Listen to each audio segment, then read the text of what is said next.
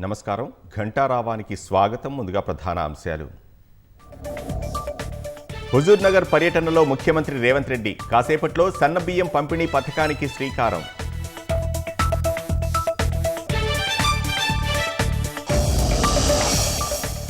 రాష్ట్రంలో శాంతి భద్రతలకు విఘాతం కలిగిస్తే కఠిన చర్యలు. తెలంగాణను దేశానికే ఆదర్శంగా ఉండేలా తీర్చిదిద్దుతామన్న సీఎం. రాష్ట్ర వ్యాప్తంగా ఘనంగా ఉగాది వేడుకలు. షడ్రుచుల పచ్చడి సేవించి పండుగ జరుపుకున్న ప్రజలు.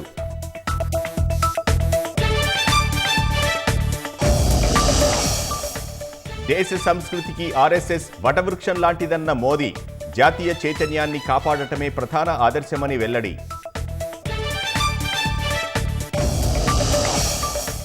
మణిపూర్లో సాయుధ బలగాల ప్రత్యేక అధికారిగాల చట్టం అమలు. హింస చల్లారకపోవడంతో కేంద్రం నిర్ణయం.